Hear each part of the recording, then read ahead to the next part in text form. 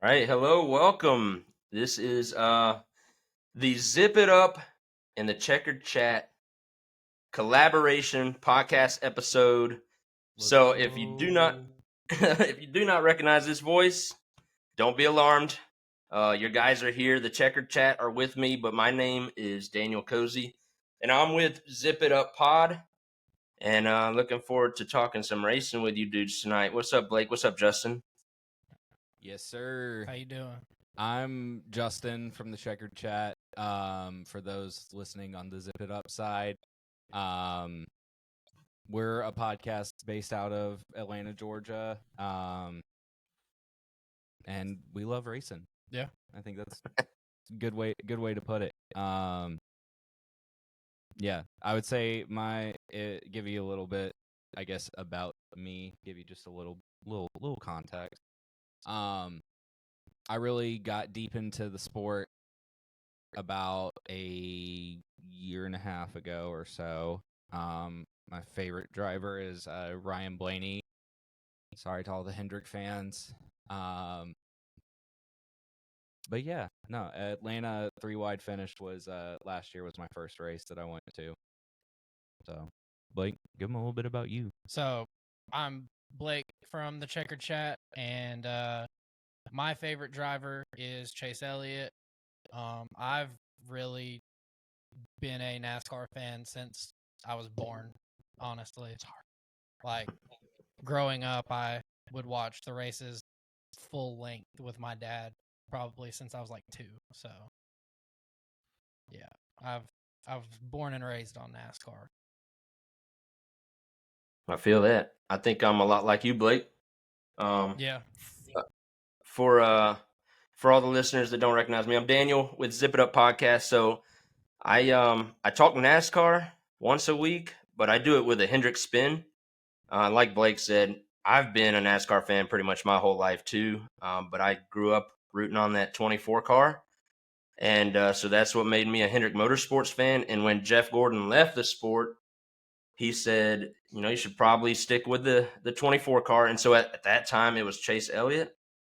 And, obviously Chase became the 9 car, but that's where my allegiance stands right now. I'm a Chase Elliott fan, but Hendrick Motorsports as a whole, I love the team aspect of the sport, of all sports, really. Yeah. I'm a big sports junkie, so really drawn to the team aspect of NASCAR, and decided this year to start a podcast. And then just recently, I found y'all's Instagram page, and I was like, all right, they're new to podcasting. They love NASCAR, and they're Georgia boys. I'm like, perfect. Let's set up a collab. Yeah. And they were all about it. So that's why we're here today. We've been planning this episode for a couple weeks now, and we're really excited because it's a special week leading up to Memorial Day weekend. So I'll give everyone a quick overview of the episode, I think, just so you know what to expect for the rest of this listen. But we're going to do some news from this past week leading into the Coke 600. We're going to talk the Truck Series race from North Wilkesboro. We're going to talk the All-Star race from North Wilkesboro. And then we're going to do a Coca-Cola 600 preview. We will look at some of the betting odds for this weekend's race. We will all give our predictions, and there's a lot to be said there, I think. And then we will also do a preview of the second half of the regular season. And we will do the paint scheme preview as well as some restaurant recommendations at the end that you want to stick around for if you're not sure what we're talking about. But yeah, anyway, I like to start off every episode by letting my listeners know what I am drinking for that episode. So I have invited Blake and Justin to do the same, but tonight I'm drinking out of the Dr. Pepper cup, but it's not Dr. Pepper. Actually, Did you get that one from the it is a it's a Dr. Pepper Zero, but my wife did put a splash of cherry moonshine in it, so it's cherry moonshine Dr. Pepper. Nice. And she spiked it a little bit for me. So what are y'all drinking this evening? We've got Some Bush Apple. yes, sir. Ooh, Bapple, huh? Yes, sir. I've been on a Babel kick. Like I feel like majority of people have been in the past month. It's been forever trying to find it, and then finally found it. Yeah, it's been forever since I had it. Yeah. Yeah. Wow. They just brought it back, huh? Yeah, I heard rumor that it's like gonna not like they're only doing one more like release of it like this year, like one more Yeah. shipment out to stores and that's it. Wow. So Quick. yeah, no, seriously. I mean, here's to hoping that maybe they do Bush Peach again. Yeah. I love Bush Peach. I like apple more. Fair. Is that what Blake's having? Yeah. Yeah, we both All right, have bet. a nice ice cold bush apple. Good. Well, before we cheers, I wanted to say one thing. What kind of makes this a special weekend is not only do we have NASCAR's longest race coming up, but it is Memorial Day weekend. So, many celebrations are going to occur over this upcoming 3-day weekend. But Memorial Day, it is a day set aside to honor and remember all of the men and women who have died while serving this country. So I'm sure every listener is probably most likely connected with someone who did serve or is currently serving. And so the three of us want to say thank you. And this episode is for all of you. So cheers. Yes, sir. Cheers. All righty.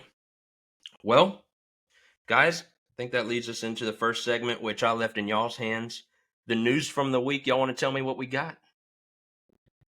You want to start it off, Justin? Yeah, sure. So, starting off, RFK is going to be appealing the Krish. Once again, add it to the reel. The words are hard yeah, reel. The words are hard reel. That's going to come out. It's going to be in 7 volumes. Yeah, by the time the season's over. Chris Buescher penalty, which was the front Hold bumper on, cover. I just pulled it up. His was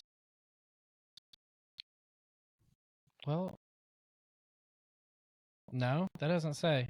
That sounds right. Yeah, I want to say it was something to do with the front bumper cover. I can't remember the exacts on that one. It was from Kansas. Yeah, it was from Kansas. But they are appealing that, and we're gonna see. I mean, we've seen crazier penalties be overturned literally this season. Yeah. Talking about Chase Briscoe from Daytona. Yeah, it was Daytona, very first race. And then you had the Hall of Fame inductees this week. Congrats to Kurt Busch, Harry Gant, and Ray Hendrick. Great to see Kurt go year one. Literally. I mean, Agreed. Just when you think about big last names in NASCAR, I mean, Busch is huge. I mean, whether it's Kurt or Kyle. And it's cool because, like, I don't think anybody would have blamed him if after the wreck at Pocono, that pretty much was the end of his career, if he just kind of walked out, ran off to the hills, and was never to be heard from again. But he took a role in the shop with 2311, stayed around the team, stayed around everybody, and I think that was really cool of him. Yeah, definitely. I want to say I think it was on Actions Detrimental this week, maybe. It was either that or it was on Door Bumper Clear. I mean, those are the two big podcasts that actually have staff from 2311. They were talking about there are things that Kurt came in, at the beginning of 2311 and was like, hey, if you guys want to be a successful race team, these are things that I've always done, and they're things that 2311 still has in place to this day. For them to, stuff around the race shop, stuff with meetings and whatnot. So yeah, definitely very much deserved for old Kurt. We also have Cletus McFarlane is running ARCA this weekend. Yeah. Are they doing the live stream again from his car? I haven't seen anything on that. Either way. Usually, though, when Cletus runs ARCA, they set up like an in-car live stream that you can watch on YouTube. on the NASCAR YouTube channel, and I think that'll be good because it's gonna give Cletus more seat time, and honestly, he doesn't look bad at all to start off his Yeah. ARCA career. And in his own words, he's gonna go rip around Charlotte like what does he say, like a bunch of bald eagles, like or a bald eagle, yeah. something. I can't remember exactly the quote, but yeah, no, always good when he's in ARCA. Gets a lot more eyes on the sport just in general, just from his massive YouTube following. I mean, he's honestly like, if you could handpick and make the perfect content creator to try to become a part of NASCAR, and with the influence he has and everything, it would be Cletus. Yeah. I think he brings a good, like, his fan base is a good set of eyes if they're not already watching NASCAR to get kind of into the sport a little bit, even if it's just keeping up with what he does and watching when he runs. Yeah, definitely. I agree with that. And then this weekend we start the 5 straight weekends of all the races all the Cup races being on Amazon Prime Video. And then tomorrow the Dale Senior documentary comes out on Prime also. I'm excited about that one. That's going to be really cool. I think it's awesome that they're putting it out literally days before they start actually covering NASCAR fully on there. So this is a little off topic and not in our announcements or anything, but something that me and Blake have talked about. So you know how I've talked to you about how I think that Full Speed is going to go to Amazon Prime. Yeah. So here's another reason I think that is. This may seem off topic, but it's around the Full Speed documentary and everything. But the 100 Days to Indy Netflix deal that they did last year went to Fox. Yes. Yeah. It's on like Fox Business or something, I think, or like Fox Peacock, Nation. I thought. Oh, I thought I saw it. I don't know. I saw whatever it's on. It went to their TV not provider. It left Netflix yeah. and went to Yeah, and the new season's going to be on their streaming platform. So I could see Full Speed becoming the same thing, but I'm cool with it if it happens. I mean, I think we haven't seen anything really yet, but I think that it's going to be a welcome change to have Prime Video doing some Cup races, because I mean the booth is stacked. Mm-hmm. And let's be honest, I think we're all a little ready for Fox to be done for the year. So yeah, definitely. I like to say on our show, Fox has outfoxed themselves, and they continue to fox up.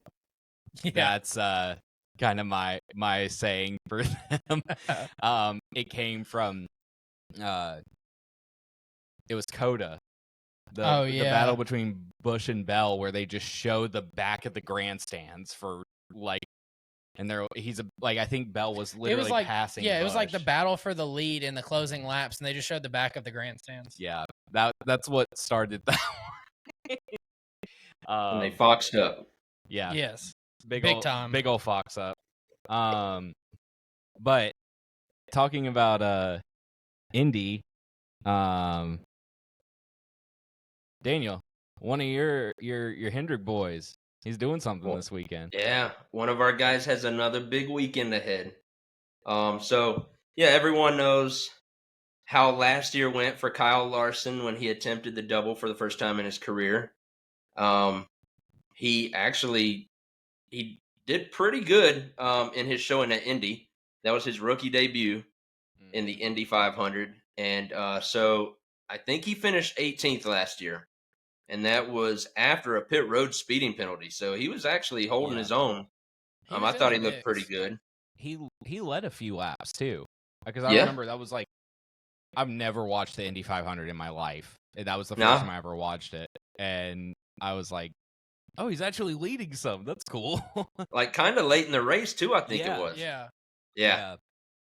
So Then yeah, he's that's going to be trying to do that again. So he signed that 2-year contract. So this is year 2 of it.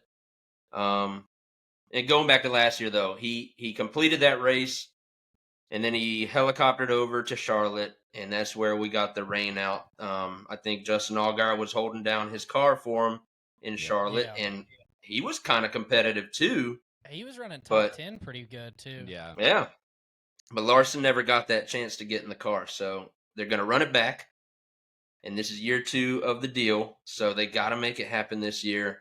So last week or earlier this week, he qualified 21st for the Indy 500, but he's actually going to be starting 19th because 2 cars in front of him were they received some penalties and are going to be going to the rear to start the race. So I think they start like in a 3 wide. I'm not super familiar with IndyCar either, I'm but pretty sure. 3 So wide, right? There's So I 3 think in a that puts row. him on the 7th row, which Yeah. is where he originally qualified. Yeah. what's interesting about all of this is just a little.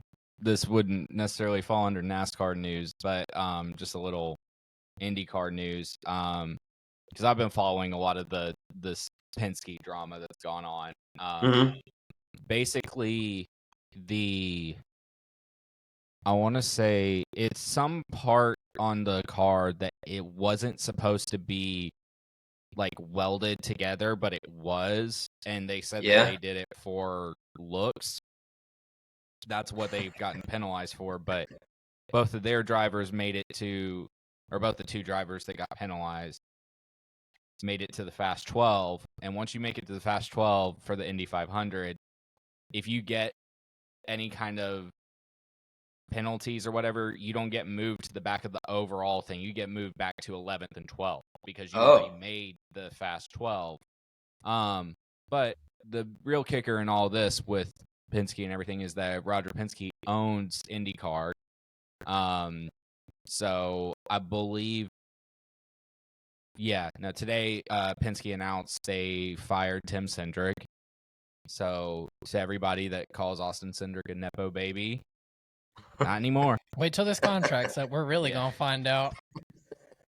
Nah, he's been doing good this season. So I mean, I do find it ironic though that like Penske owns that series. Penske owns the racetrack of Indianapolis and everything. And he was like, "Yeah, we cheated. Let's fire people and penalize ourselves." I'm like, so where's the cheating in NASCAR? Yeah. Yeah. If you do it here, we know you probably do it there. Yeah, and why can't you guys keep a engine in Blaney's car without blowing up, every 5 races? Please, for the love of God, make his car last just for 1 race. That's all I'm asking. That leads me to a question real quick for you, Justin. Okay. Because I know you're obviously a Blaney fan. How do you feel about the rest of Blaney's teammates, Penske Racing? I think you've listened to a few episodes before. Okay. Austin Cindric. I love Austin Cindric. He's a great guy. That's also my wife's favorite driver. Yeah. Joey Logano. I cannot stand Joey Logano. I hear you. I don't know what it is. I know what it is. It's everything. It's his personality. I don't know. I mean, it's everything about him. Because it's not like he's not a talented race car driver, because he is. I mean, you got to respect it. You can't deny it. Yeah, he's had luck, and he probably shouldn't have 3 championships. He should probably only have 2. But it's also just, so you look back at Richmond last year. Austin Dillon drives in and wipes him out. And he goes on pit road and tries to kill Austin Dillon's family, basically. Yeah. And then just defends it by saying he would have done the same thing or whatever. Oh. But then you look back at Darlington, and not even on the last lap, he runs over William Byron for no reason and gets the win. But it's okay when he does it. But if it gets done to him, he wants Daddy Penske to come over and fight for him and get people penalized. And even like the All-Star race, he was like, he had issues with the way Christopher Bell raced him. And it's like, dude, you can go watch a highlight of your whole Cup career and you race everybody worse than they race you. Yeah. There's also a reason they race you like that. It's because you're an asshole. Yeah. No, like 100%. He after this week, you know, he goes out and is like, "Oh, I didn't appreciate the way, you know, Christopher Bell raced me and everything," but he did apparently come out and was like, "Hey, after watching the footage, it really wasn't that bad. It just felt worse in the car, you know." Yeah. That sounds like his PR person got to him. Yeah. It definitely does. But yeah, no, I'm a Penske fan for 2/3 of the team. So you're not going off and starting a Penske racing podcast. No, You're definitely not a Logano podcast. No. No, it's funny. I actually, so when the spring race happened in Atlanta, I was driving home from work, and I had like looked at like the local appearances and stuff. Oh, yeah. And I saw that he was doing one, and I was like, "Oh, that's funny, you know, whatever." Didn't realize the Jiffy Loop he was doing it at was on my route home. So I'm driving home from work, and I look over to my right and literally see Joey Logano sitting there with the show car and like his tent doing autographs, and I'm like, "Wow, that's funny." Roll the window down and start yelling. Yeah. At him. Yeah, but yeah, no, not a Logano fan. Cindric and Blaney, yes, I love both of them. Yeah, I like Blaney, and I can tolerate Cindric, but I can't stand Logano either. So Cindric's grown on me these last few years. I'll never ever come around to Logano.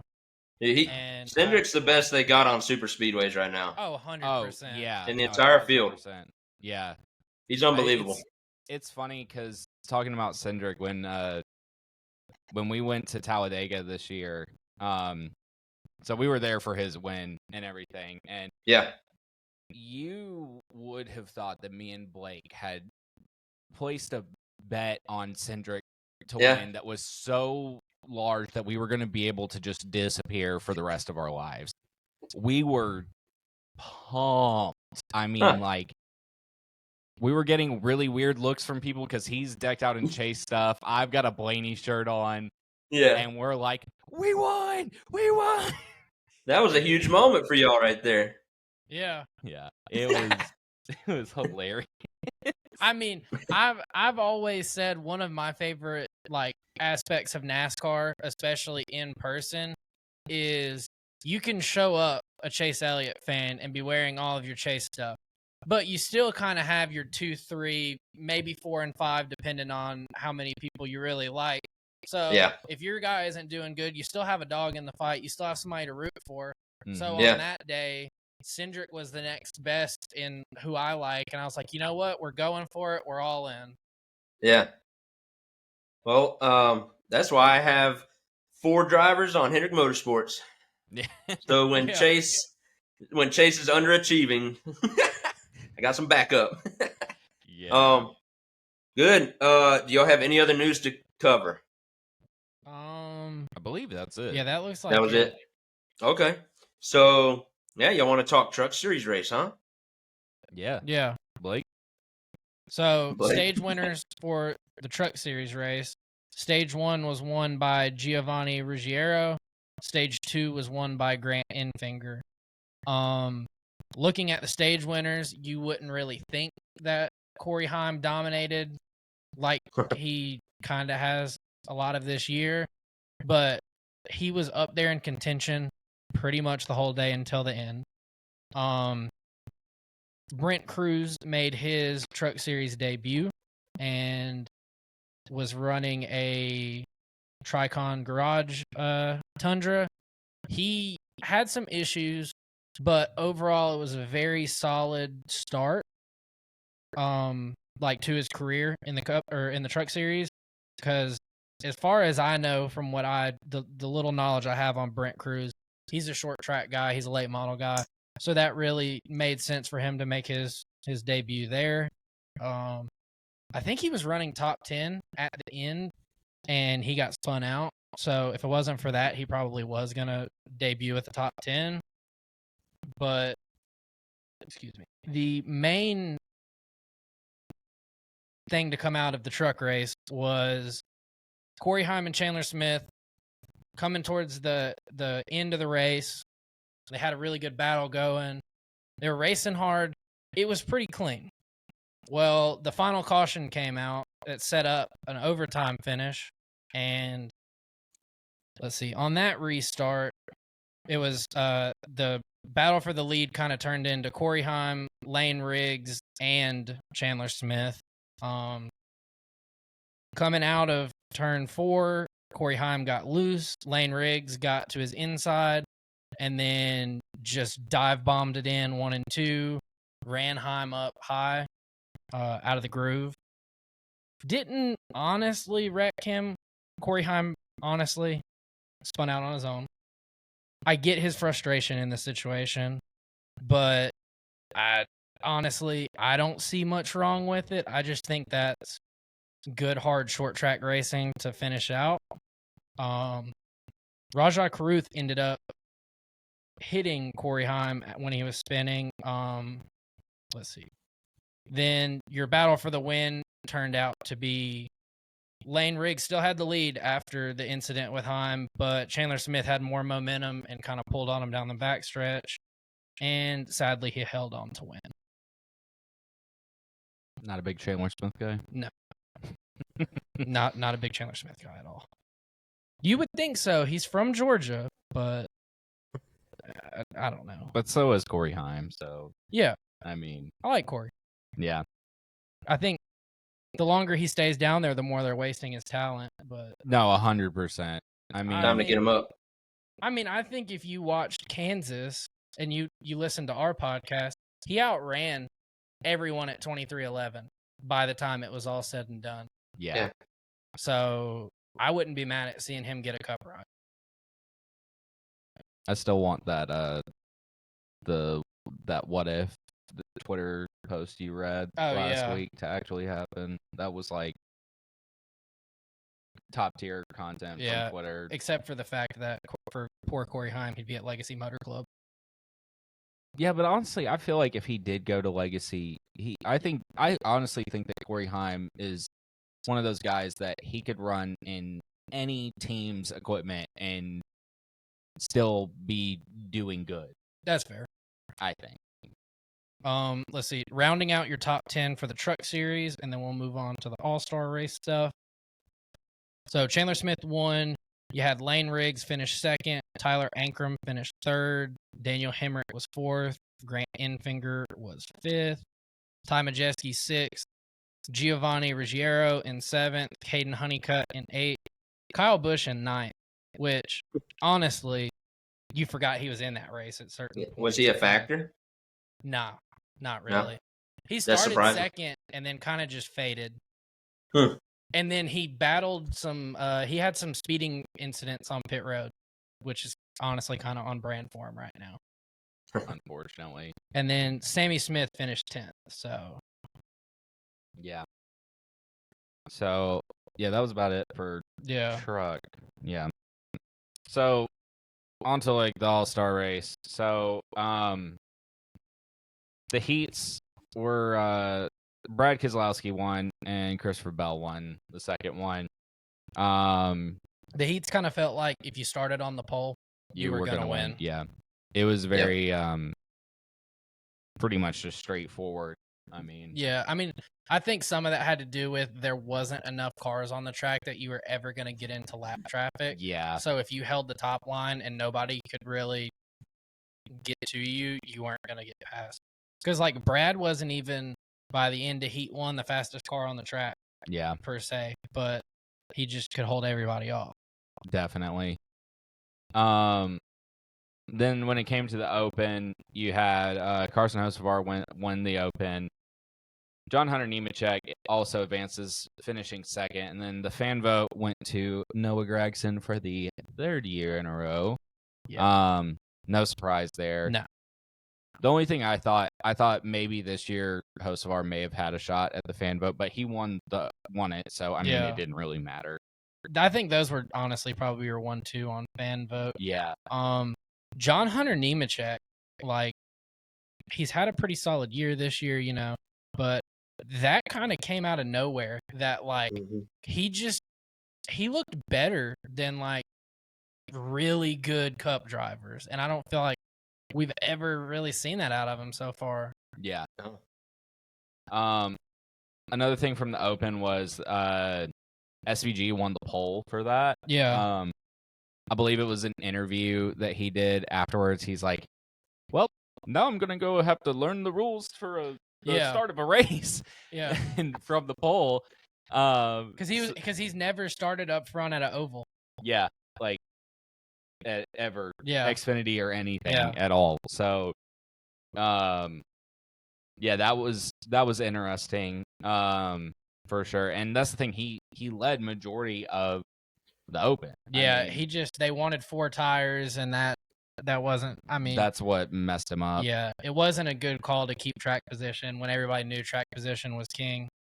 Yeah, definitely. And then Ryan Preece, I mean, a rule's a rule. I didn't even put this in. You gotta call it. I get that, but like, I would have been pissed too if I got sent to the back and had my chance of racing in the All-Star race gone because I couldn't see a painted triangle on the track that nobody could see.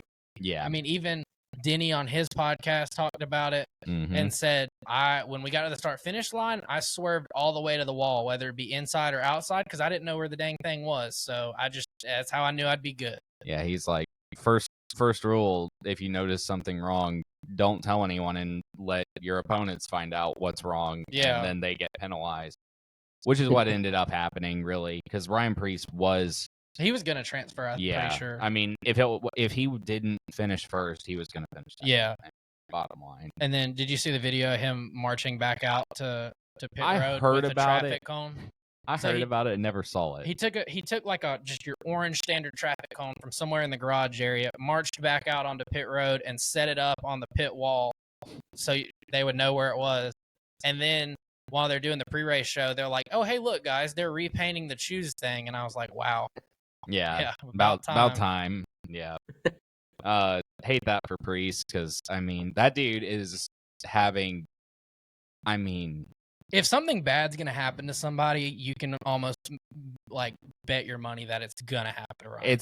It's gonna happen to one of 2 drivers: Ryan Priest, Kyle Busch, Brad Keselowski. Brad Keselowski. Well, yeah. We're not going to talk about the car wash right now. But one thing that came from the end of this, and I never really saw exactly what happened with this. So Blake, you may be able to shed a little more light on this, but the SVG and Todd Gilliland, like, beef so kind of stuff. I don't necessarily know in the race what happened. I mean, I know I saw clips of like they made contact a few times. I don't know if there's prior history before this between the two of them this year, but on like the cool down lap and going into pit road, they were just slamming the crap out of each other. Yeah. Like they were dooring each other. Todd Gilliland like absolutely just locked the brakes up going into the turn so SVG would rear end him. And then they got out on pit road and had words. I don't know. I never saw anything up what close. I heard was that SVG went up to his team and like went to each individual team member of the number 34 and was like, "Oh, good race," and skipped over Todd and then went back to him and was like, "We got to talk." And at least that's what I heard. I can't remember where I heard that. That's pretty on brand, but, I feel like, for SVG. Yeah.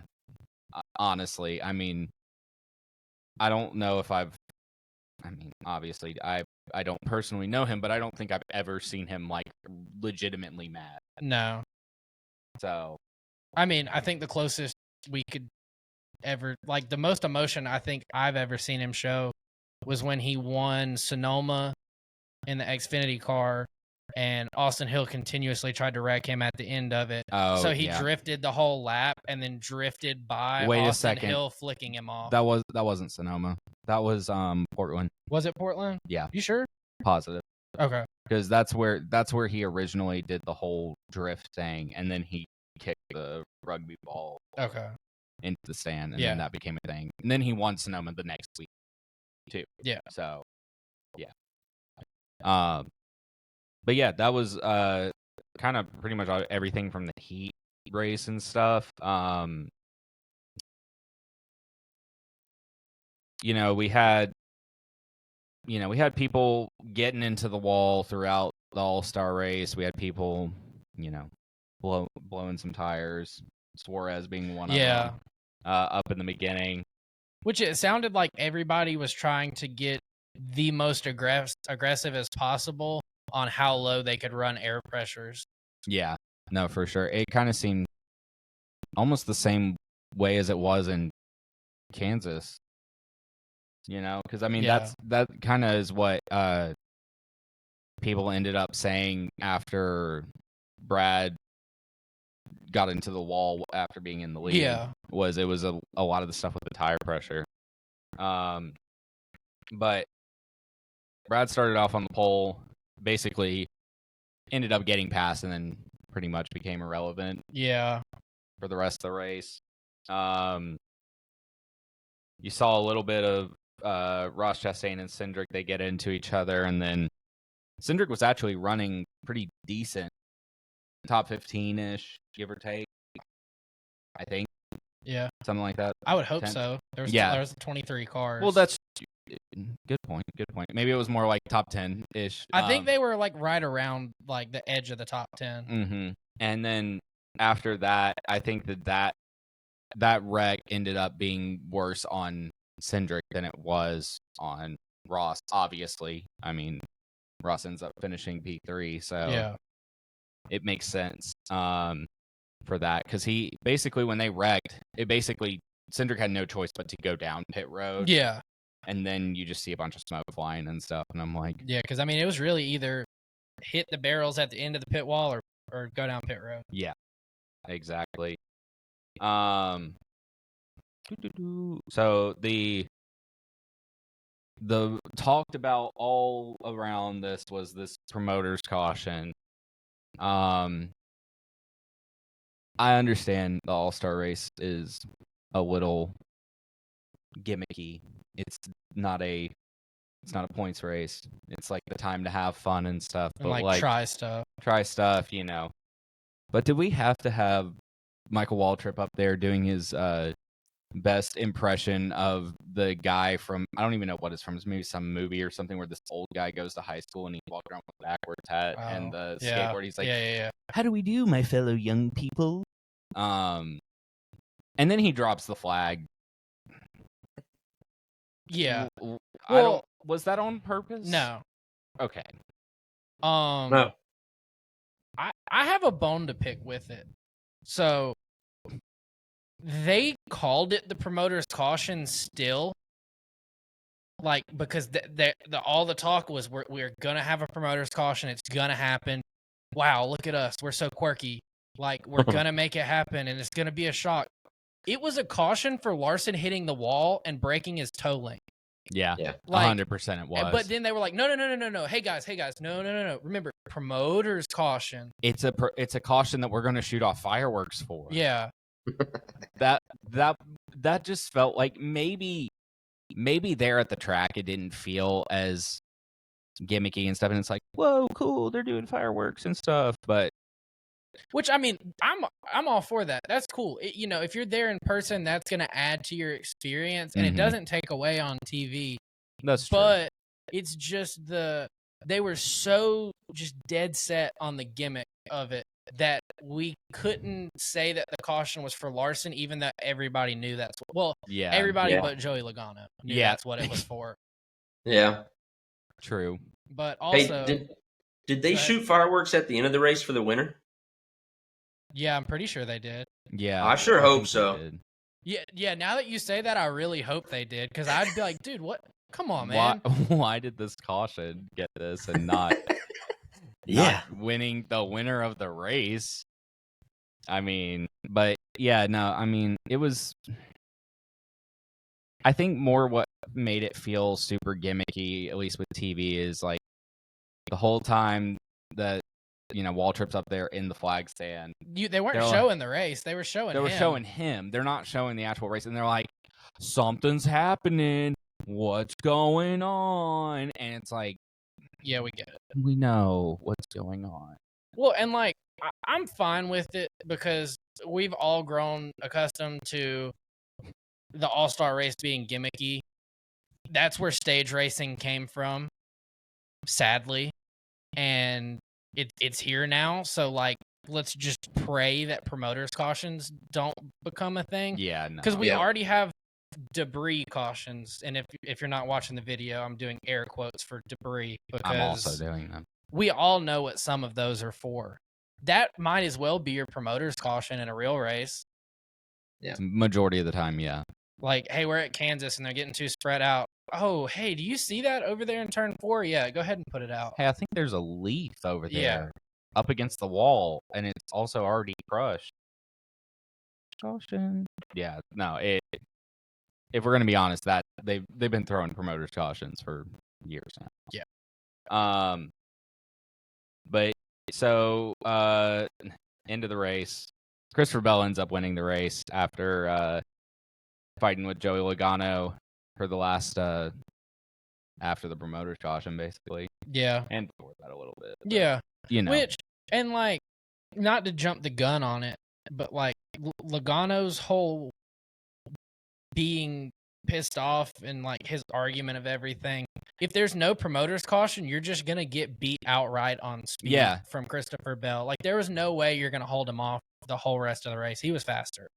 Yeah, I mean that's the thing. Bell had the faster car in that race, 100%. I mean, it's not a shock there. I mean, Bell's been having a really good season. I'm not going to say he's like absolutely positively killing it, and it's hard to say that I'm not saying that because dude already has 3 wins, and the All-Star so 4 wins now. Well, you still technically have to say 3 because it's not points paying. Yeah, either way, you get what I'm saying. Yeah, I only say that because when Chase won, I forget the exact number of wins that year.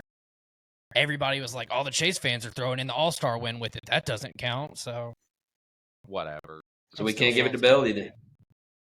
It's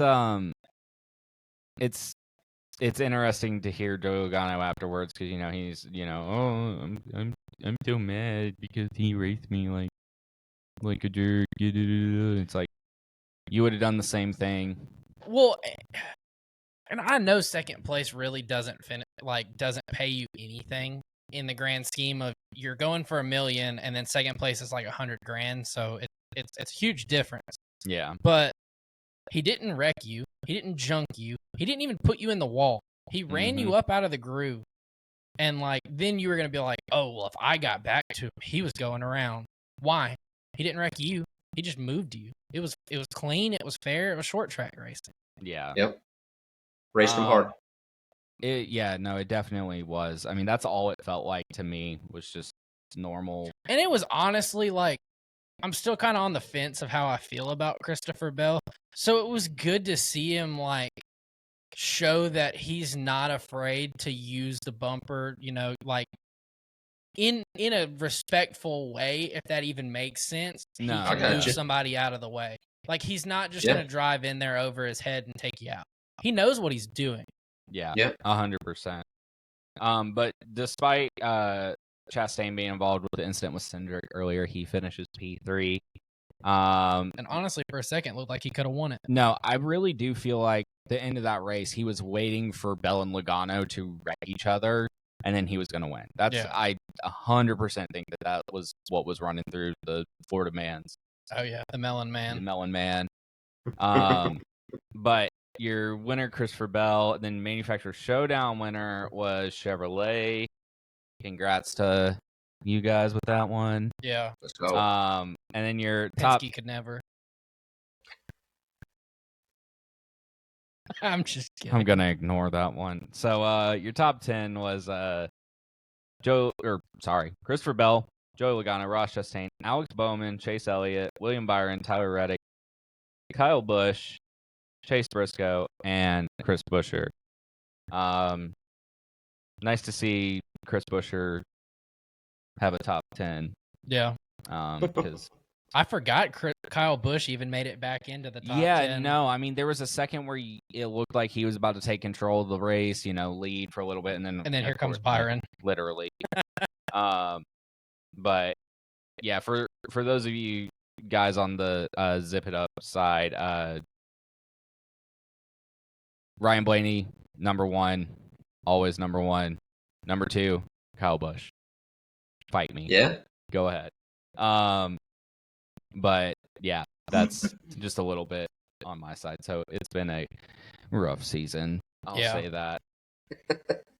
But yeah, that's about it on the breakdown of the Cup race. And I think if Larson doesn't get in the wall and break a toe link, you're looking at all 400 cars in the top 10, and honestly, probably like a 3, 4, 5, 6 rather than a 4, 5, 6. Yeah. Something around there. I mean, he might have won it, honestly. I have no clue. Yeah. But do you have anything Hendrick-wise that you want to add for the All-Star race, Daniel? Yeah, you touched on it good by giving the finishing order. So I want my listeners to know that our drivers, we actually finished in reverse order of our current point standings. So Bowman finished the best. That's interesting. Elliott finished 5th. Byron finished 6th. And then, of course, Larson had the issue, which he ended up finishing 21st. If it wasn't for that broken toe link, like y'all said, he probably gets up there and contends for the win. Another interesting note for Larson is that he didn't have any track time before this race due to all of his Indy duties. So, he was assisted by Justin Allgaier again. And maybe if there's a little bit of track time there, then maybe he contends for that win. If he doesn't end up with the toe link damage, we all know how hot he is right now. So, but yeah, it was a pretty good showing. I felt like we were good, but we weren't like Chris Bell and Joey Logano good. Like those two ran up front the whole night, and they took the cake that night. And but that was North Wilkesboro. I wanted to ask a question before we close on talking about the All-Star race.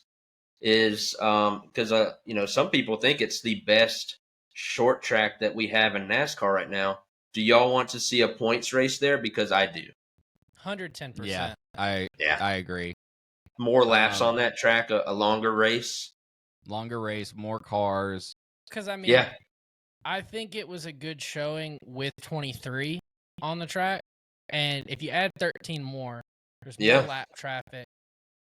And then, like they were saying in the booth, too, so they paved North Wilkesboro with the same, compound that they paved Atlanta with, where it's supposed to age, and it's supposed to age fast. So every time they go back, it's just going to get better. That's the widest range of lines that I have seen the next-gen car be able to run on a short track. I mean, you had 3, and if I'm not mistaken, at one point there was 4 wide. Yeah. On a short track. I'm like, that is and they pulled it off. Yeah. Yeah. Nobody wrecked each other during that.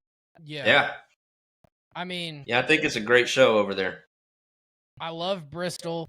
I love Martinsville. But lately with the next-gen car, I would take North Wilkesboro 10 out of 10 times over Bristol. Yeah, I think so. Bristol has just been boring. A stinker. Literally, I mean, okay, granted, you did have last year, you had the whole tire gate. Yeah, that was race. great. That was awesome. But, yeah, I mean, you think back for this year, you had Larson just dominate the absolute whole entire race. Yeah. And then, I can't remember what happened. What was, fall wasn't tire gate. Mm-mm. It was spring. Who won fall there? What did Denny? Denny won tire gate. So Larson won fall. Okay. Yeah. I'm dominated. 90% positive. So I think so. That does sound right. Yeah. Now that I think about it. Yeah, it's just been boring, unfortunately. And I'm like, I don't want to see Bristol Dirt come back, but No. like No. It had to have been at least a little bit more exciting than, that, I think the concept and the idea of Bristol Dirt was good, but I just you're better off I'm glad they going tried it. to a dirt track. Yeah, instead of filling Like one. a purpose-built dirt track that they've run on usually, not just dumping so much dirt and then trying to build a track. Yeah, maybe not there, but somewhere else. Right. Yeah. I'm glad they tried it, though. Yeah.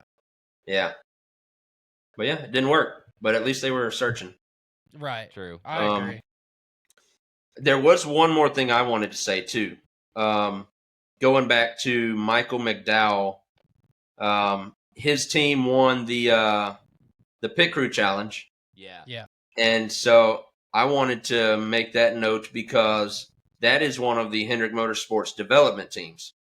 So a lot of those guys have a chance, if they continue to prove themselves, they have a chance to advance their careers and get on to a better team, possibly. Please, God, let it be the 9 team. Yeah.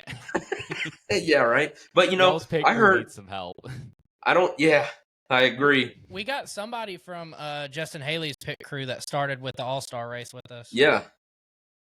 But back to that 71, I don't know much about that team, but I think that they were ranked pretty low in the pit crew rankings coming into this weekend, and then they performed under pressure.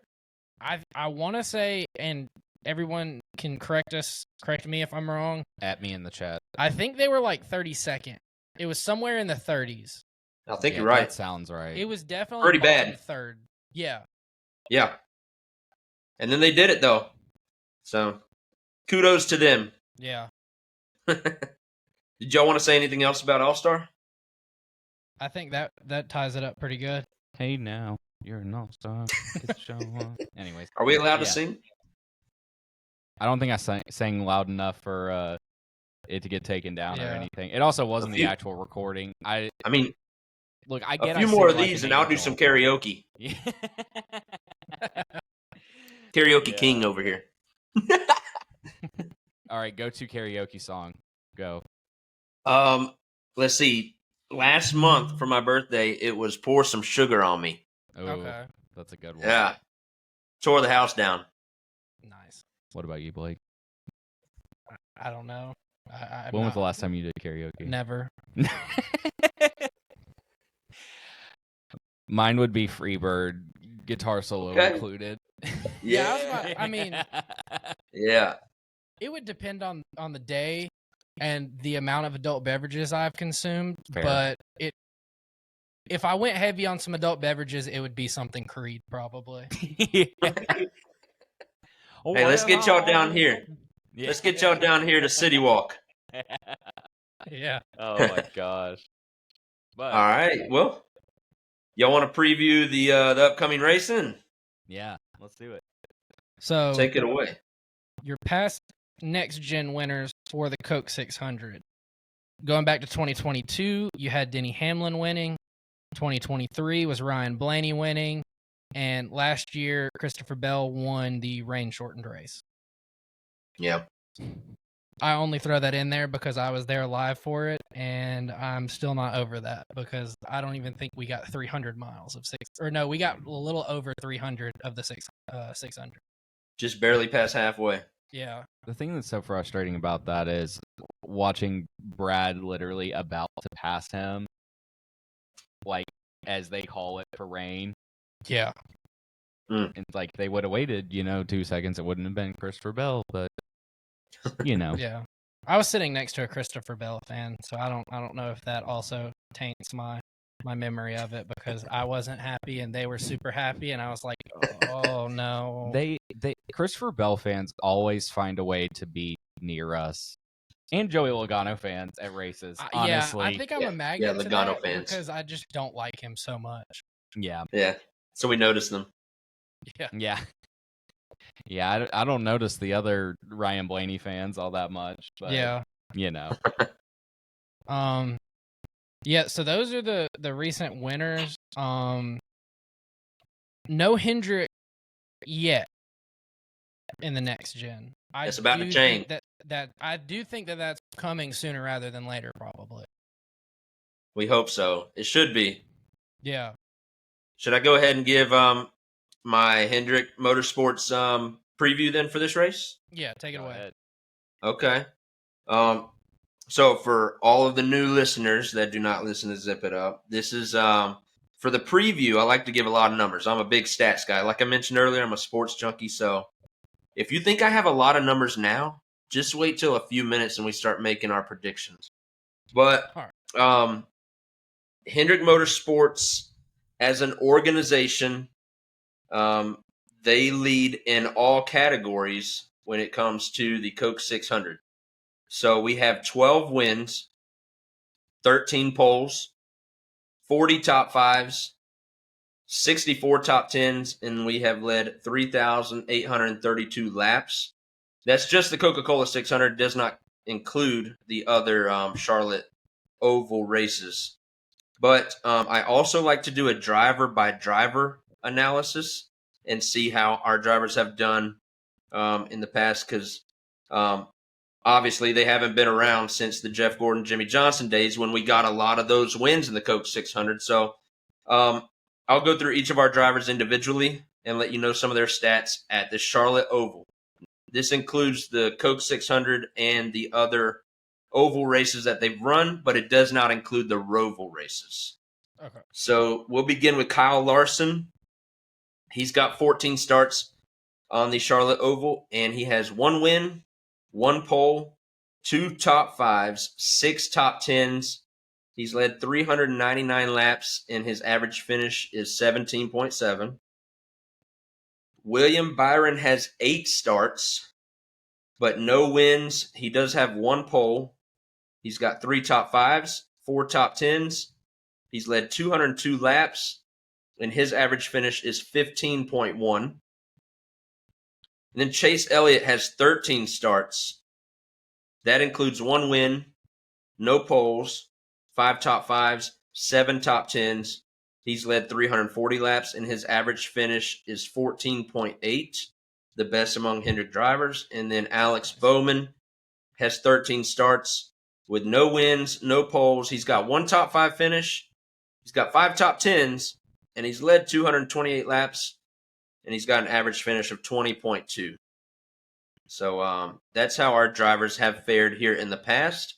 And now we go into a crown jewel race where they all want to take it even more. So figured I'd let y'all in on some of those numbers. Honestly, I'm kind of surprised at the Larson numbers. Yeah. Yeah. I mean, for him to have,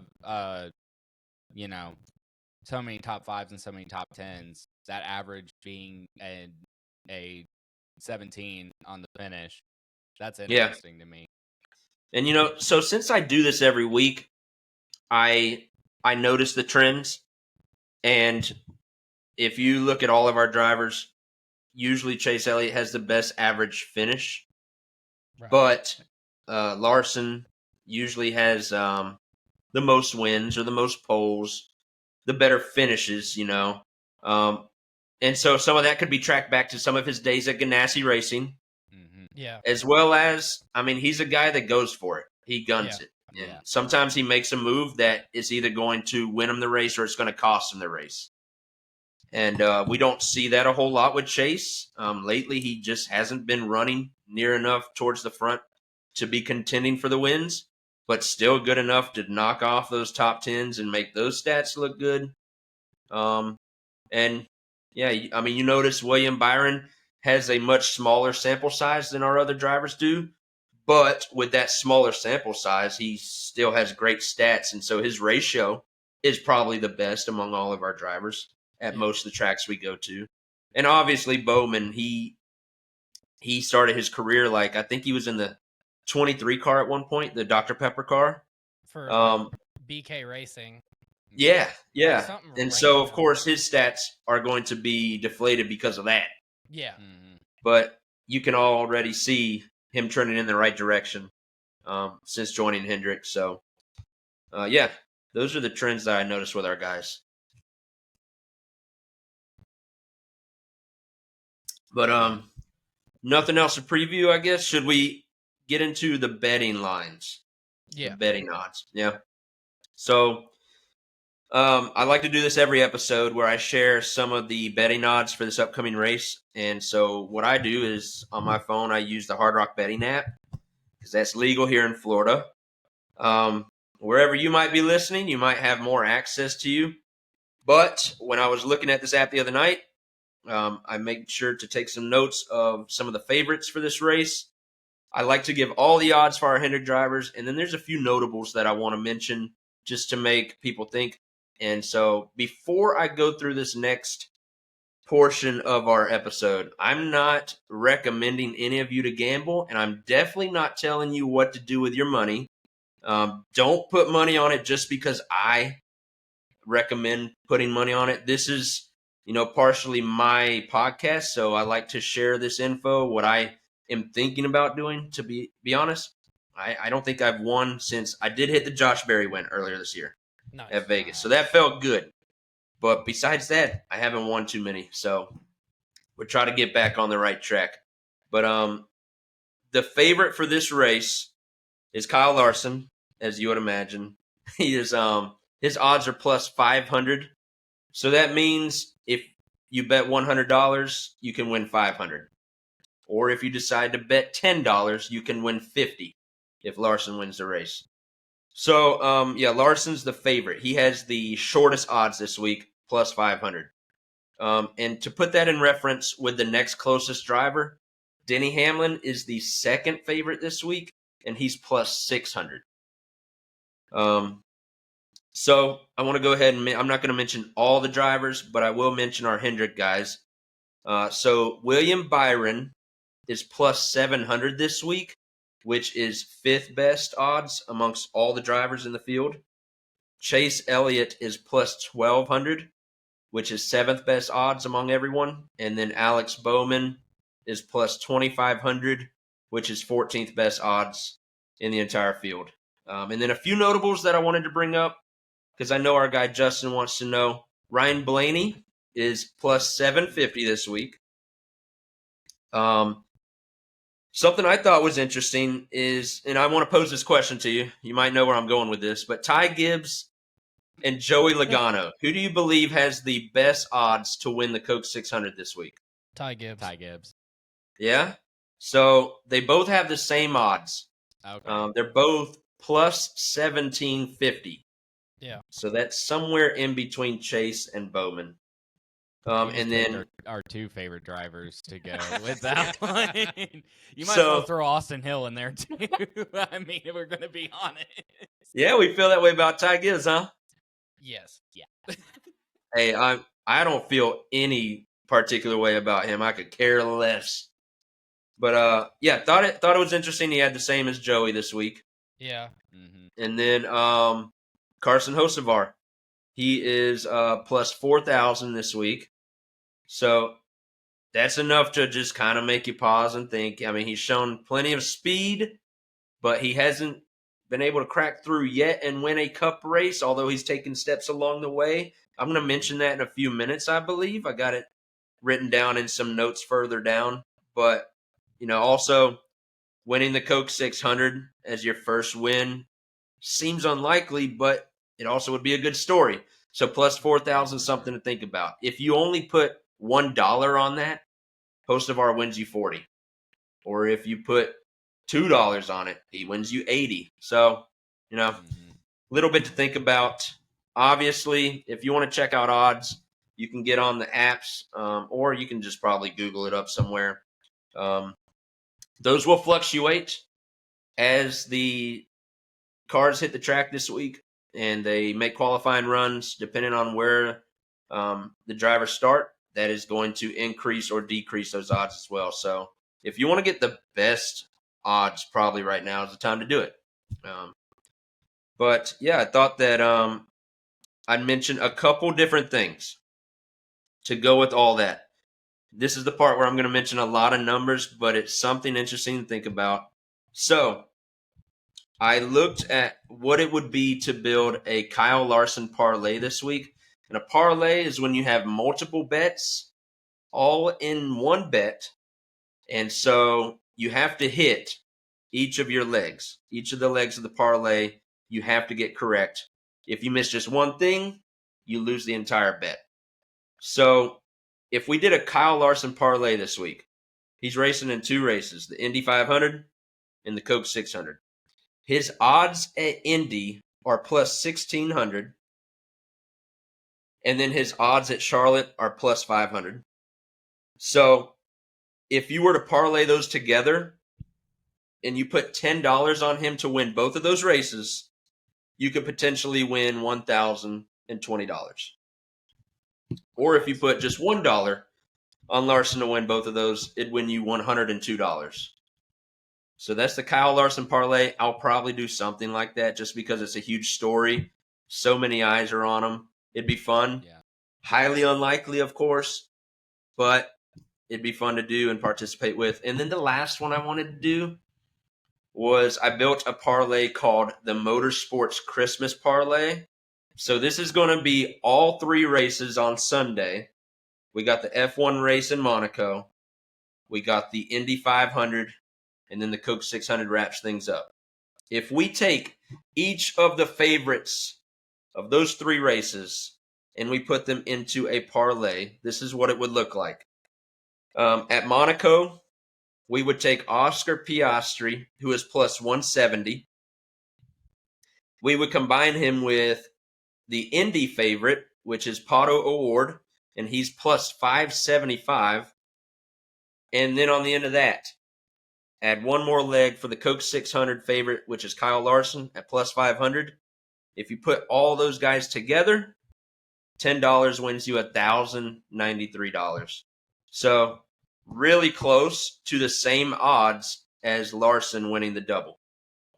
So that would be the Motorsports Christmas Parlay. Again, if you take the favorite of each of those 3 races.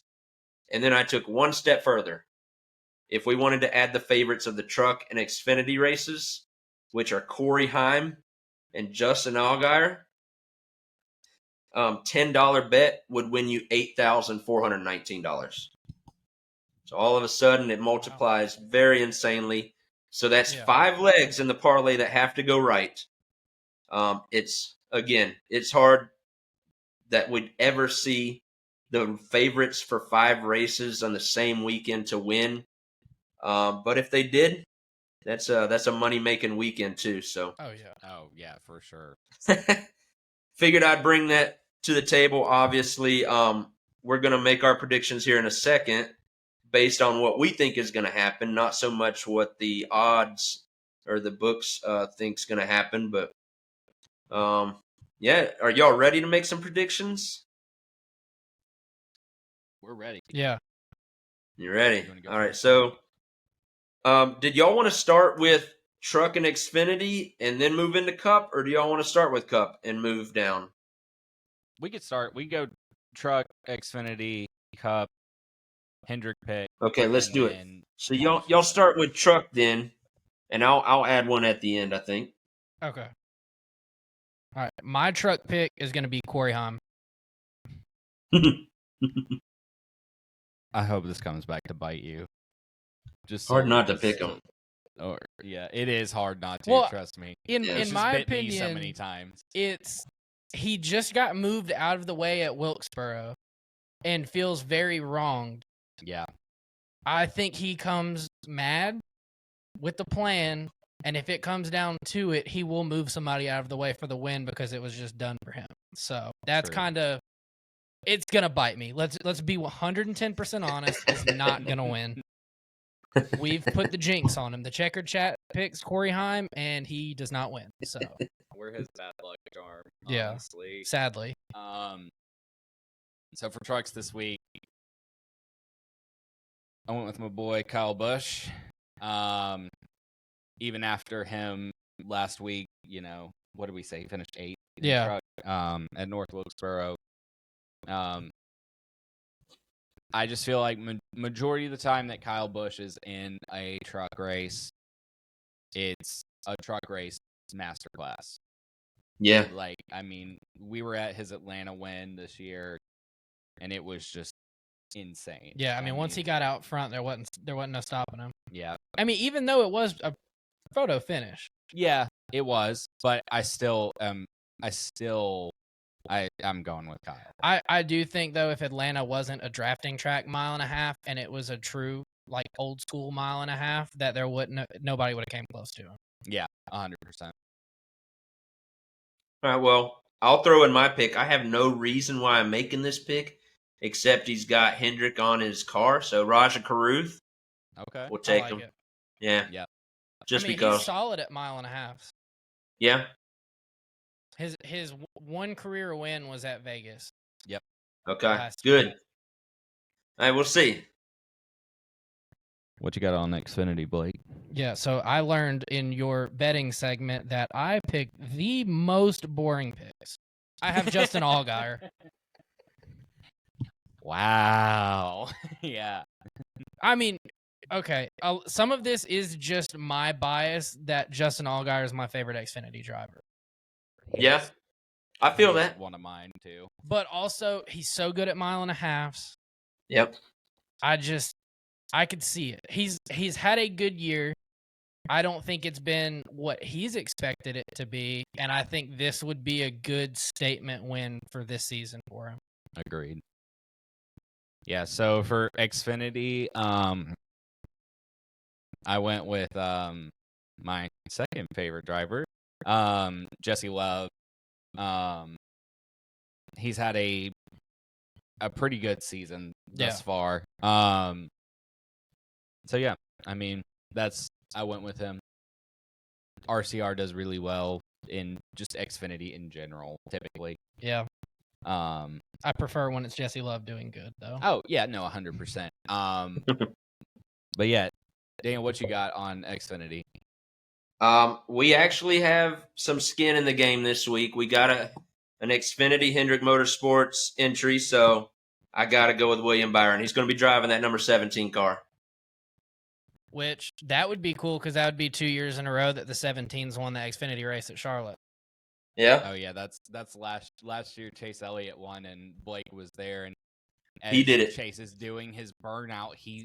Blake's pre-ordering the race win diecast. I am guilty. Good. And it took how long? It took 11 almost months. a year for it to get here. Oh, I believe it. Yeah. Insane. They are not quick in getting those out. What was the total that was made for that one? Yours says it's out of 70. It's something. I know it's under 1,000, and I thought it was under 100. It might be. I don't have it with me this week. I will look when I get home, and I will figure that out. Yeah. It was low though. Yeah, I remember you showing me that when you got it, that it was really low. Cup. All right. Blake's like, oh yeah, I started the picks. Yeah. My turn.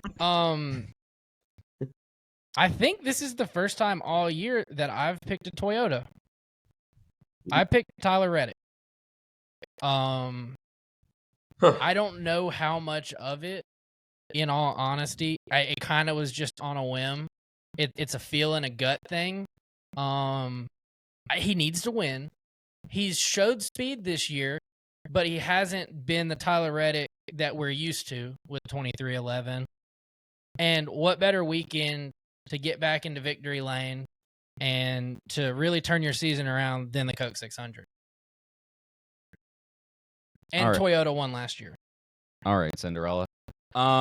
So I went for Cup. I went with Ryan Blaney. Shocker. Big shocker. Oh, big shocker. Ha ha ha. Past Coke 600 winner. He needs to win, please. For the love of God, just let him finish the race at least. I want him to win so bad. If you would have told me at the beginning of the season that come All-Star race, he's the first or he's the last Penske driver that doesn't have a win, I would be like, there is no way that that's accurate. Yeah, and then even throwing the Penske affiliate Wood Brothers in. Yeah, that too. I mean, because if we're gonna be honest, Penske is a 4-car team. Wood Brothers is Penske, pretty much. Yeah, no, it's all out of the same shop. it shocks me to no end. Still to this day, every race I watch, I'm like, "You're kidding me? He didn't win again? What? Yeah. What He's is gonna do going it this on?" time. No, It's No, coming. he's gonna blow an engine. Oh, somehow he's gonna get involved in a wreck. Yeah.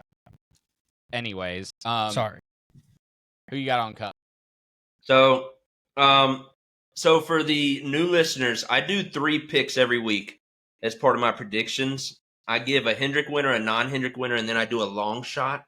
And so I've asked Justin and Blake to also pick Hendrick and long shots, but I'll go ahead and give my non-Hendrick winner this week, and I'm doubling down with Justin. I'm also going Blaney.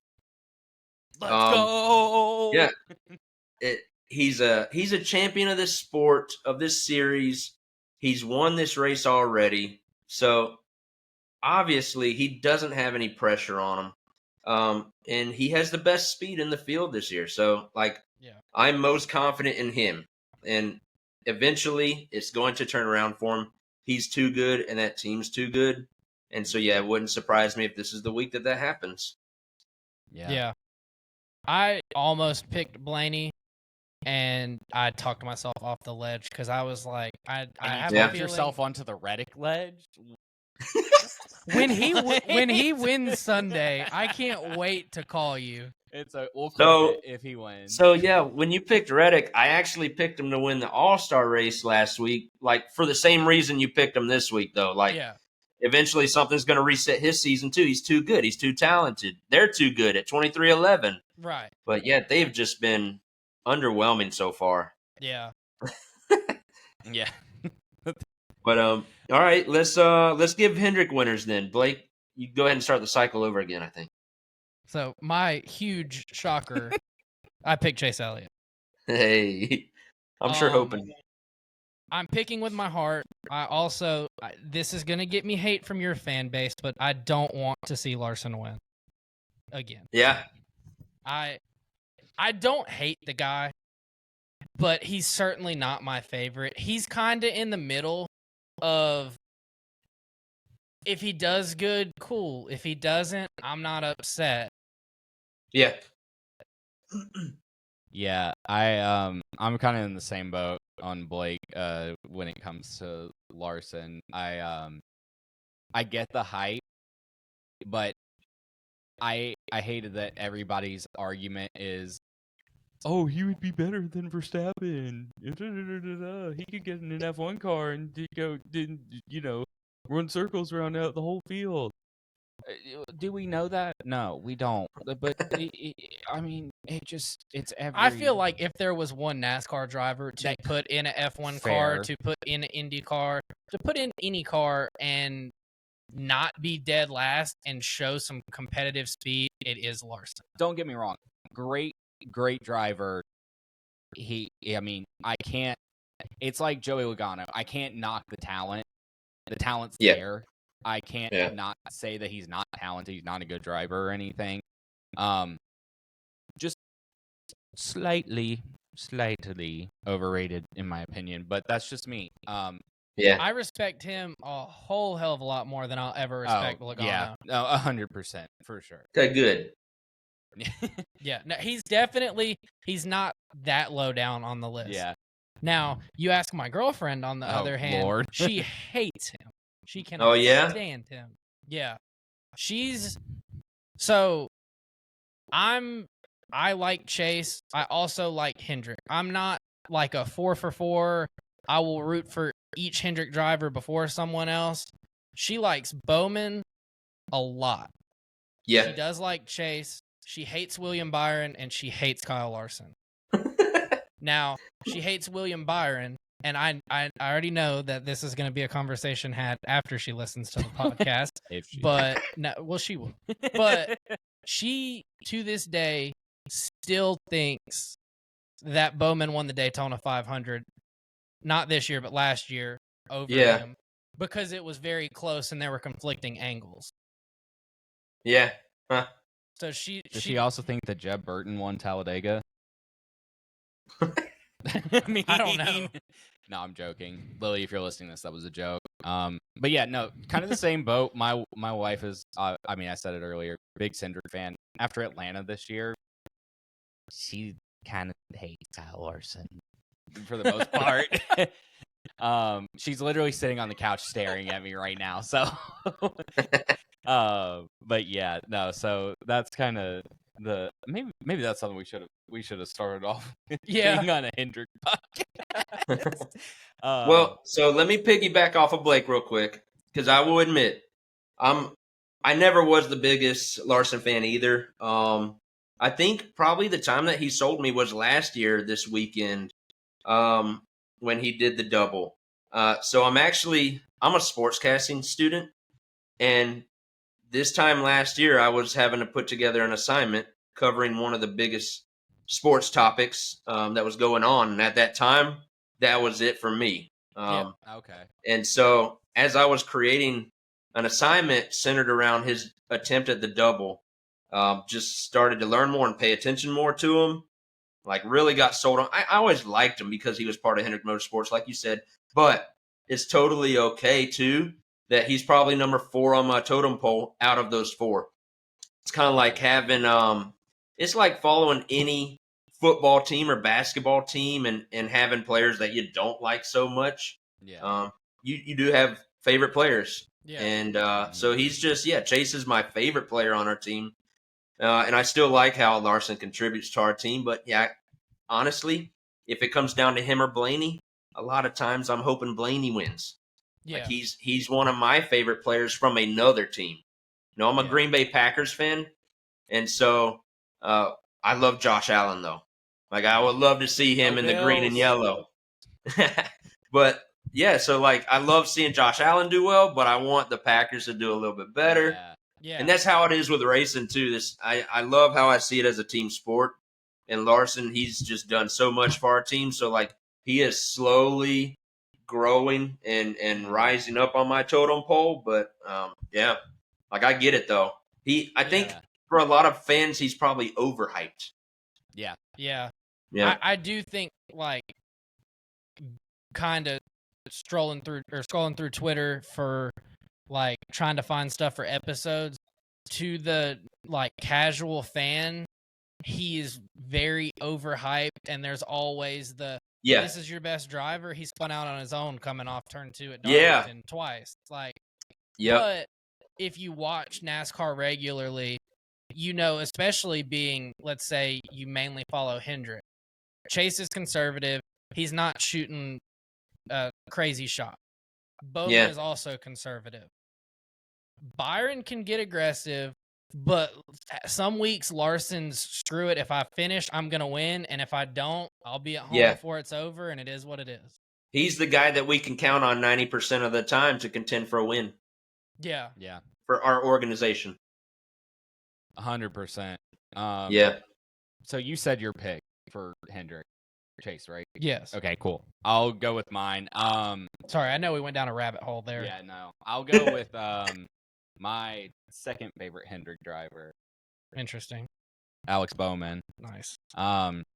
He's my second favorite solely. Oh my! Oh, here goodness. we go. I know where another this is one. going.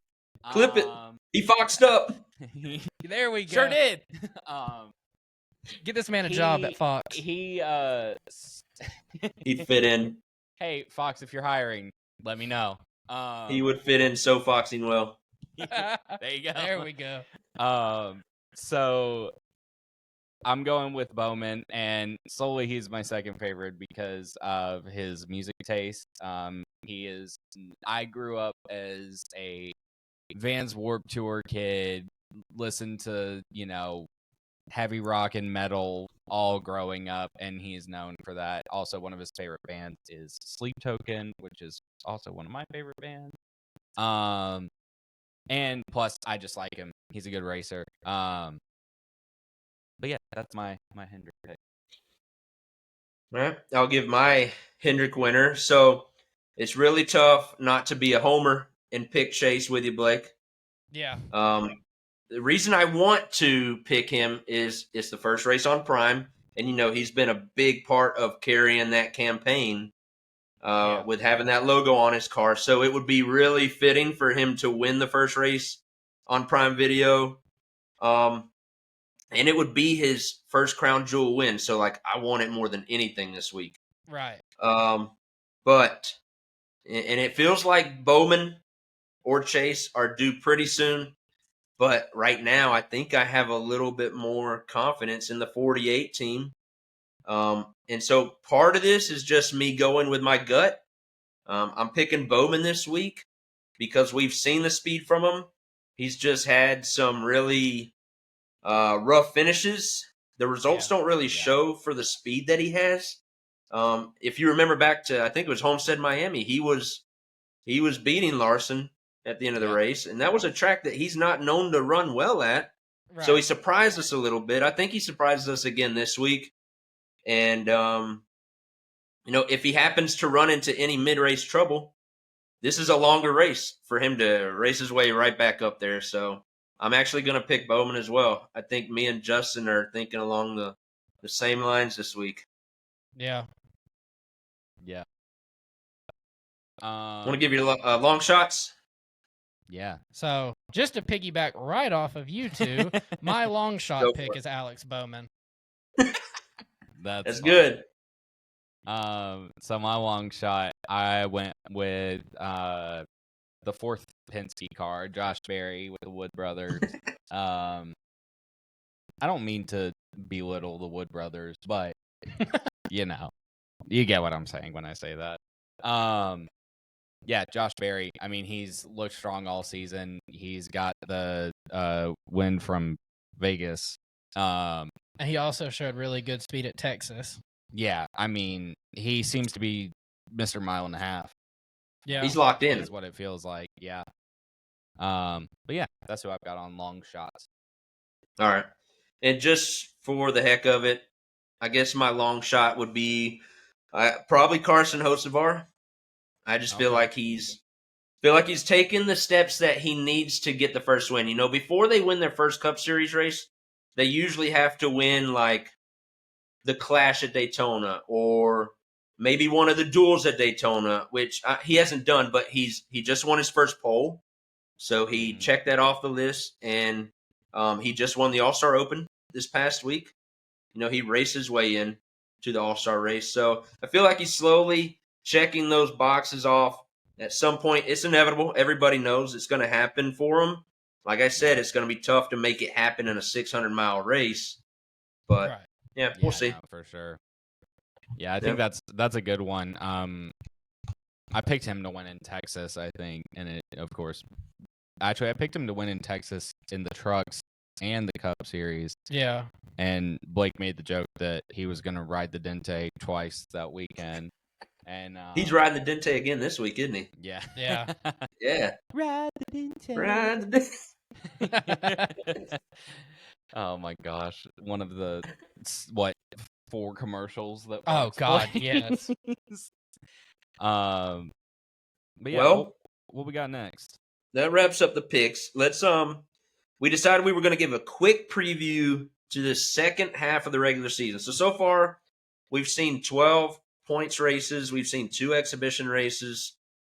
And we have about 13 or 14 more races left in the regular season for guys to win their way into the playoffs. So I think we were going to list some overachievers and some underachievers. And I guess we can keep going in the same order that we're going in right now. Okay. Blake, if you want to lead it off with whatever, man, go for it. Okay. So for my overperformer, I have John Hunter Nemechek.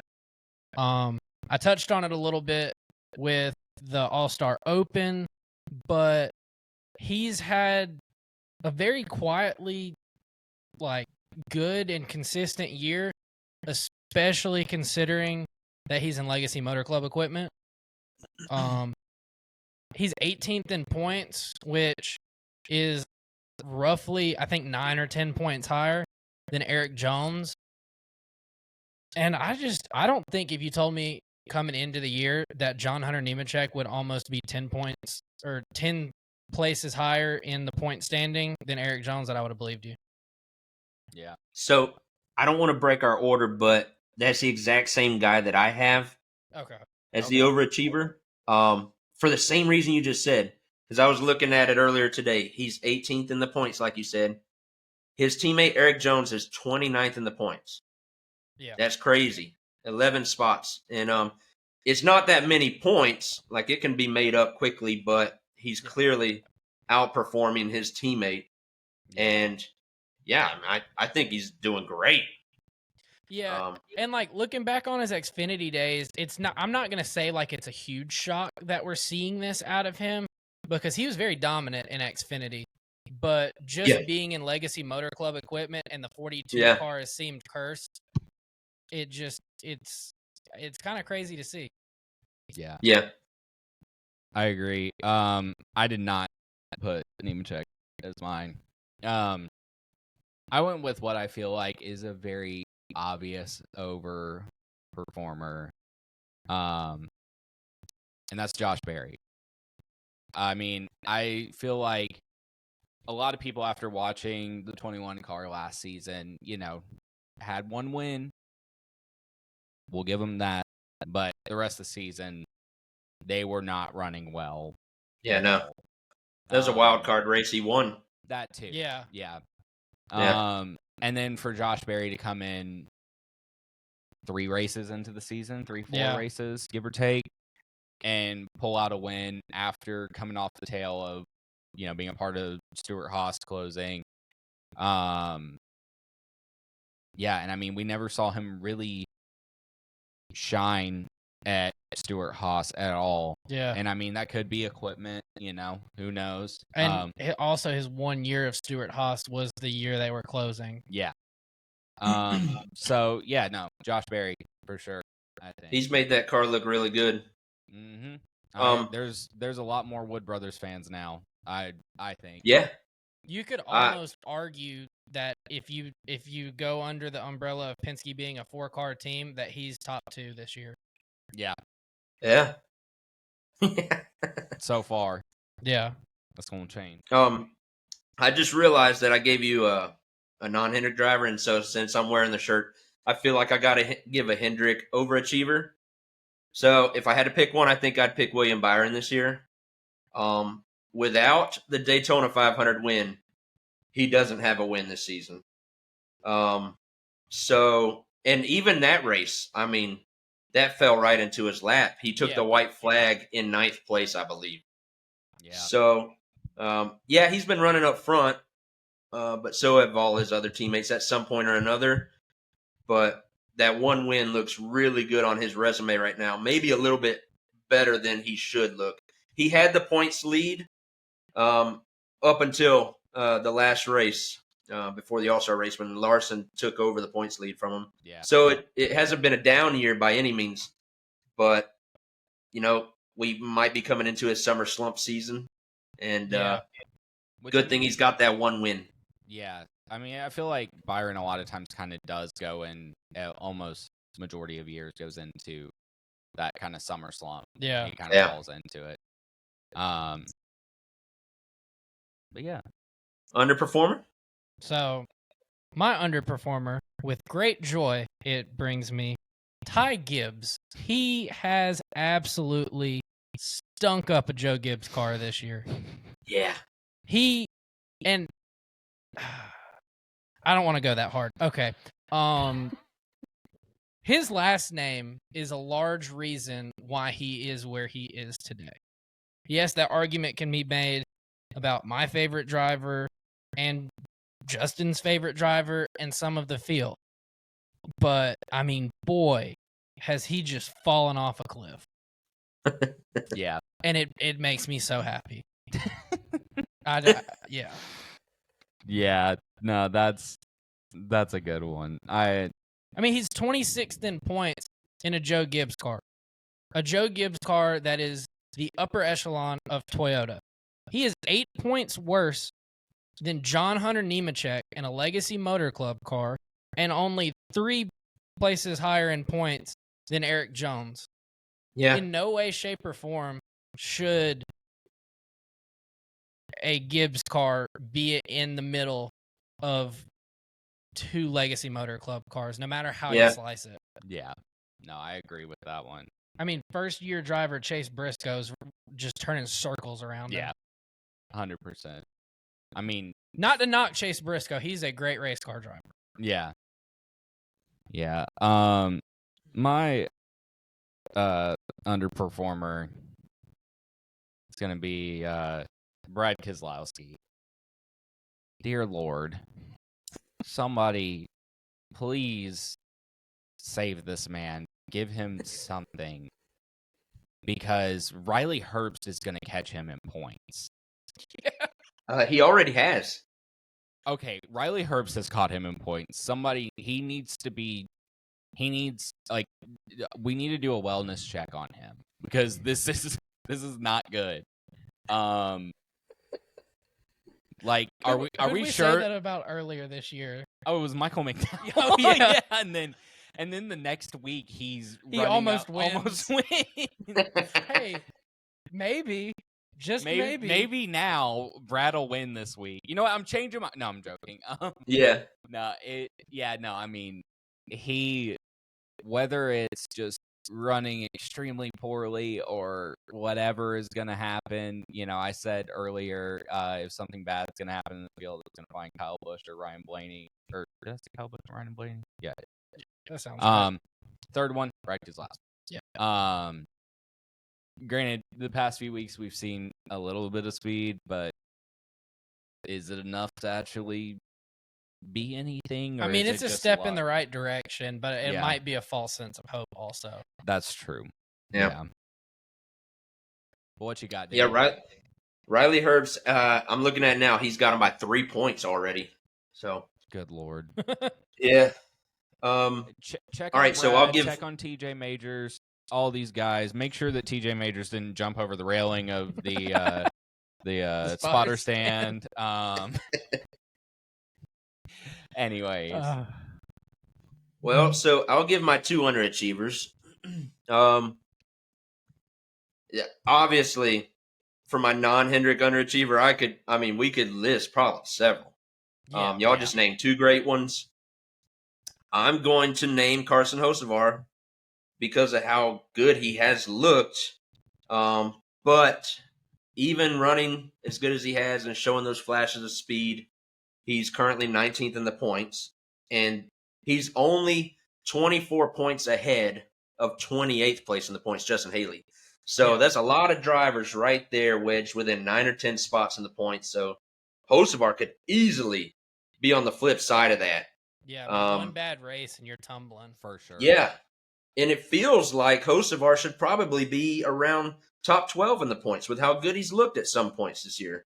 Yeah. So I kind of think he's underperforming right now, getting those finishes, but that's part of growing pains too. With a young driver. And then for my Hendrick underperformer, I got to go with Alex Bowman, just for the reason I said a few minutes ago, was like he's looked great. He just hasn't had those results. Kind of like Blaney. Yeah. They both look really good. I'm a big believer in the 48 team. I think that they're being overlooked and underrated. And so, they're still 8th in the points, even with their bad finishes. He could easily be a top 5 guy if he could just finish the race. So that's what I got. And I mean, not to, sound like a complete Hendrick homer, but if some finishes were cleaned up for Chase, were cleaned up for Bowman, you could in a real world scenario see Hendrick be 1 through 4 in points this year. Yeah. The way that the 5 and the 24 have almost put Hendrick on their back with just consistency, it feels like, of good finishes. If Chase and Bowman can clean up some of their stuff, I could see it. Definitely. Yeah, about a month and a half ago, I think it was after race number 6, they were the top 4 in the points. Now, whoever was 4th was tied with Denny Hamlin at the time or Chris Bell or something like that. So technically, in the playoff order, we weren't the top 4, but in terms of points only, they were top 4. So I could see that, like you said. I love what I see from them speed-wise each week. Just got to finish it out. Yeah. Definitely. But I believe we have some paint schemes to talk about. Definitely. So for Zip It Up fans, and we do every week on our TikTok and our Instagram, we normally do a little video where me and Blake stand out in the driveway and we talk about our favorite and our least favorite paint schemes for the week. But we thought this week we'd bring you guys in on this, and for those of you who normally get all of that from TikTok, you'll get it from this, and the TikTok will be from this too, and the reel, you know what I mean. That whole little 2-minute clip that we do every week. Right. But yeah, we can go. We'll do favorite, go around, least, same way we've been doing everything. Right. But Blake, you want to kick it off with your favorite for this one? So, my favorite for this weekend's race is Alex Bowman. I feel like criteria for good or bad paint schemes this weekend has to kind of be weighed on a patriotic scheme. Somewhere to throwback week, yeah. Yeah. And that, I mean, it's my favorite of all of them, obviously. It looks good. It almost kind of reminds me of like the Lowe's days where Jimmy would always have a killer patriotic scheme. That's a good one. I like that. Bowman was probably my second pick. Yeah. But my favorite for this week is Ryan Blaney. I'm a sucker for every body armor scheme. I love body armor. Body armor is probably my favorite drink that exists. Yeah. Yeah. I love body armor. At my first race that I went to, I walked in with a Chase Elliott hat on, and then I saw the body armor car, and I was like, I like that guy. And That's then my he guy. almost won. So yeah, that's my favorite for this week. Good pick. All right, so my favorite Hendrick scheme this week, it's got to be the 24 car. William Byron. He's running the red, white, and blue flames. When you look at the car, it looks like it's just red and blue, but if you get close enough, I saw an up-close angle, there are some white flames on it as well. So, and I'm just assuming when the nighttime hits, I'd imagine that car is going to be looking good. Oh, yeah. Yeah. Cannot wait to see it. And then my favorite non-Hendrick scheme is, I'm going to sound like a homer right here too, but Jimmy Johnson's 84 car for this week looks pretty cool. There's not a whole lot to it. It's blue. They got the bright neon yellow 84, a little nod to him and his history. Carvana actually did some fine detail with some nod to him being a 7-time champion on the paint scheme. So I think that looks pretty cool, but unfortunately he's going to be running 29th the whole race, and we're not going to see a lot of it. Unfortunately. Yeah. But yeah, Blake, what you got on your least favorite? Sorry. My least favorite is Joey Logano.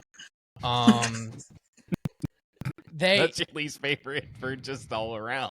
Yeah, we're but talking about paint schemes. my least favorite paint scheme is Joey Logano's paint scheme. Yeah, they took the red off of the shell car, and like for the most part, there's still some, but it's just a yellow car. Yeah. Yeah, it's and like it. Everybody else has patriotic schemes, and you're riding around in a yellow car. No, thank you. Yeah. So my least favorite for this week is Jimmy Johnson. Tell me why. Look, I just don't like the Carvana cars. There's just something about it that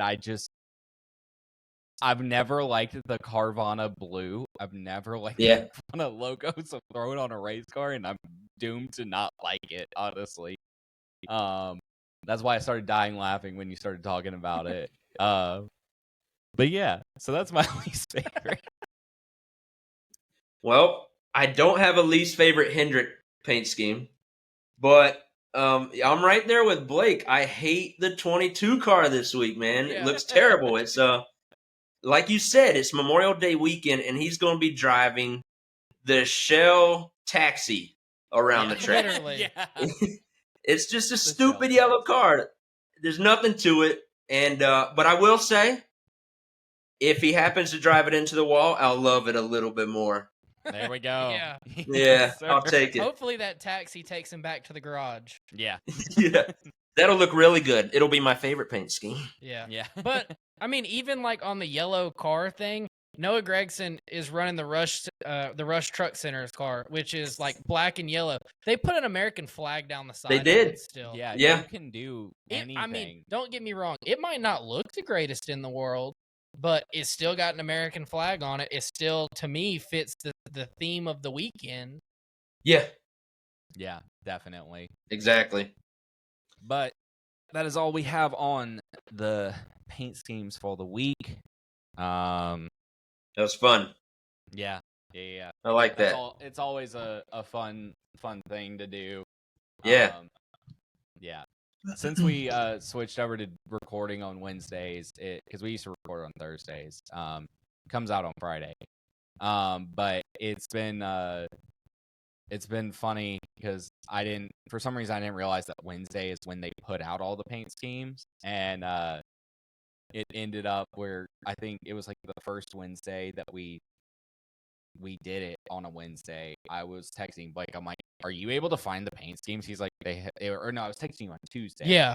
And I was like, "Are you able to find the paint schemes?" He's like, "They're not out yet." And I'm like, "Oh, okay." They come out around midday Wednesday, and then some of the teams kind of are slow to act on it, and they don't show up until later. or Like, ever. The RFK cars this week did not show up all day when I was checking.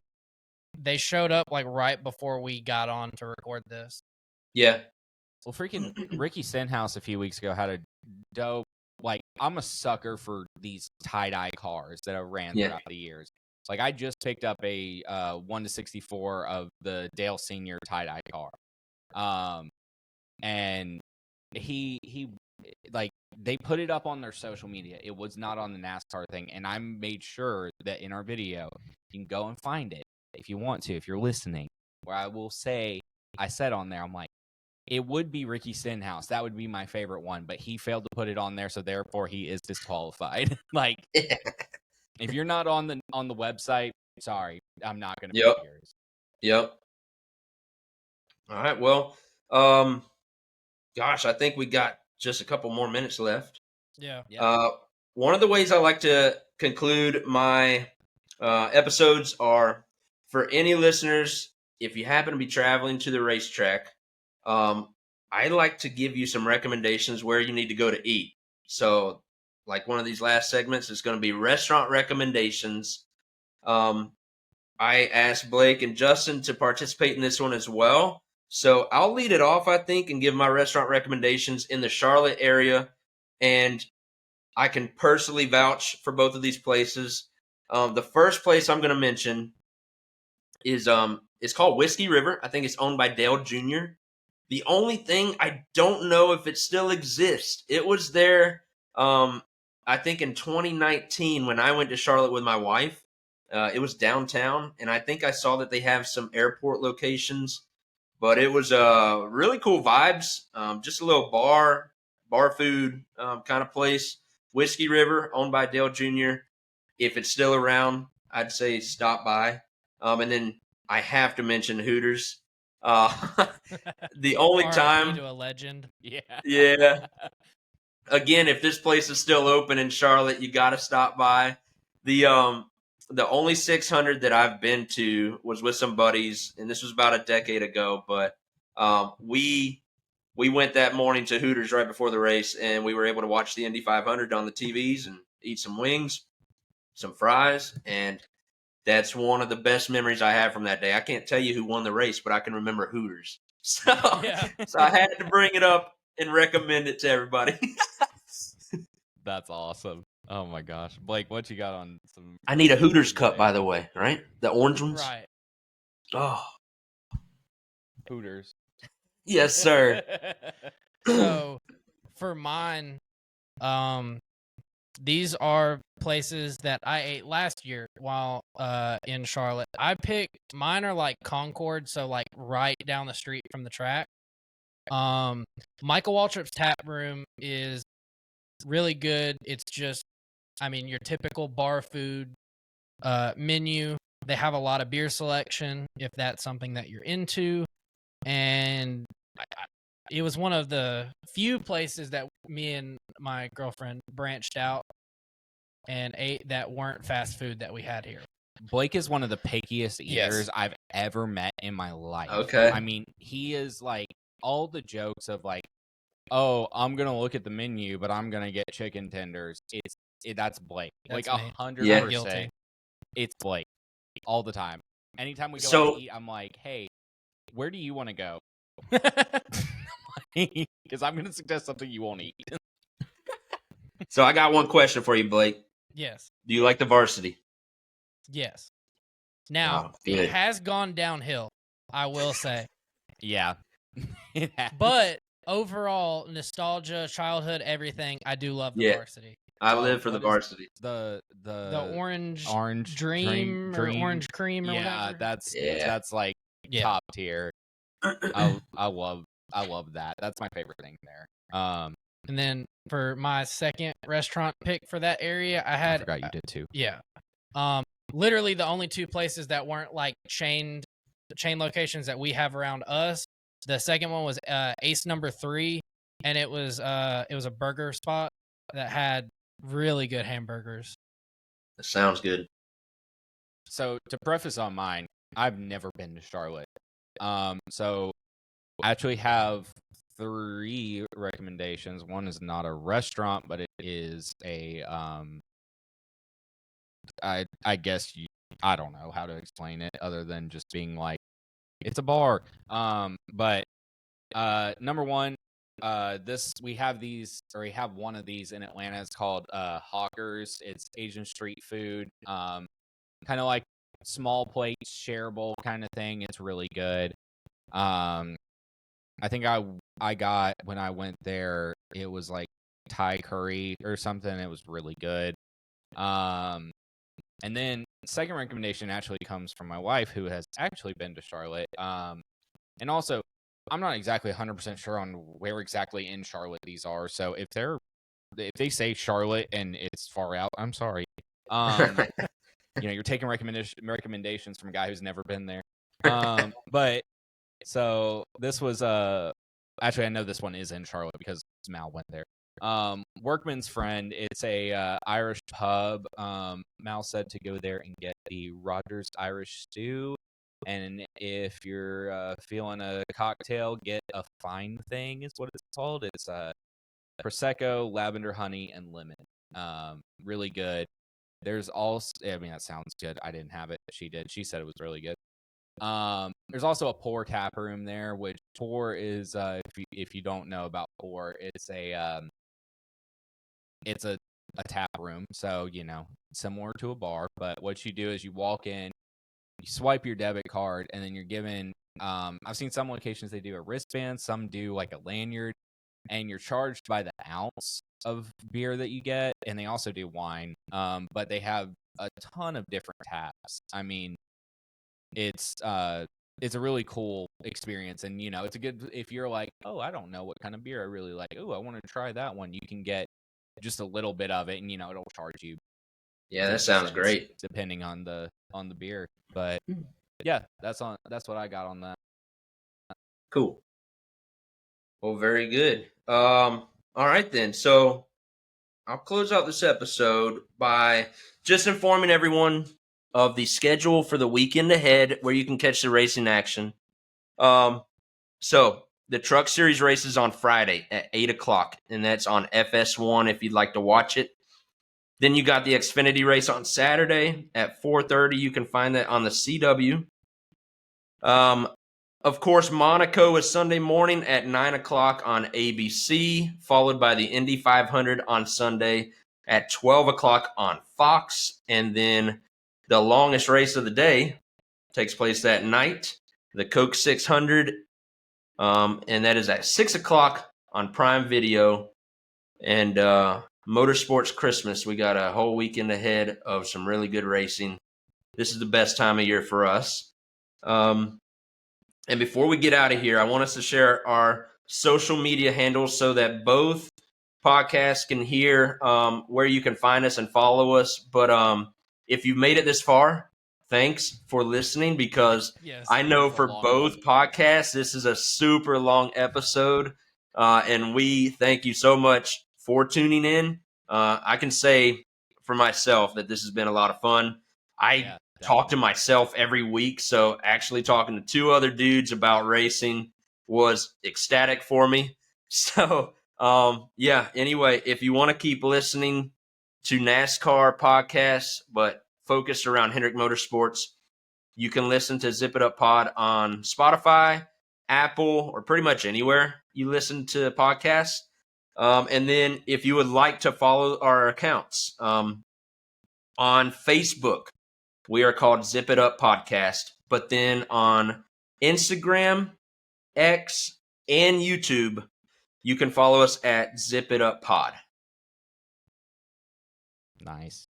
Yeah, it's been a lot of fun, definitely. I would say likewise on that. It's funny. I thought about it today. I had forgot that during COVID, I tried to do a podcast by myself where I literally would just talk about random things. I got 3 episodes in and gave up. So, Yeah, flowers to you. this one's sticking. Yeah, flowers to you Yeah. on being able to do it by yourself. But yeah, so I'm Justin. That's Blake. I'm Blake. Since he's not gonna say it. Sorry. Majority of the time I catch him during this in the middle of taking a sip of water, and he's Almost like, dying. I'm Blake. Drowning myself in water. But we are the Checkered Chat. We're on, Spotify, Apple Podcasts, Amazon, Audible, YouTube, all under the Checkered Chat. You can follow us, on Instagram, Checkered Chat, TikTok, same exact thing.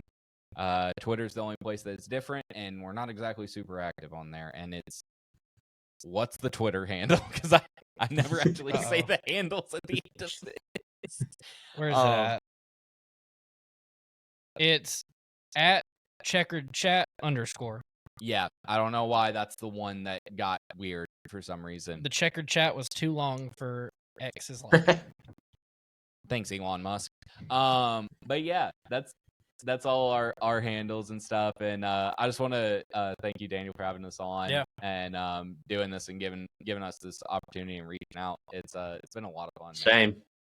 And thank you to everybody that's listened. Again, this is way long for our normal episodes and stuff. But I mean, when you try and do basically 2 podcasts in one, it kind of cuts out about the time. Yeah. That's true. Yep. Yeah, well, thanks, guys. Really good meeting y'all this past week. We'll keep in touch, and maybe we'll do another one, maybe to preview the playoffs or something at the end of the season. We'll get back together, though. Yeah. Come on up to the Atlanta race. Dude, I'm gonna be in Atlanta next to Atlanta for the Georgia and Marshall game, week 1. So that's as close as I'm gonna get. That's all my PTO right there. I gotcha. Understandable, man. Yeah. Yeah. All right, guys. Well, all right, man. Y'all take care, man. Yeah, you too. You too. Thank you. See ya. See ya.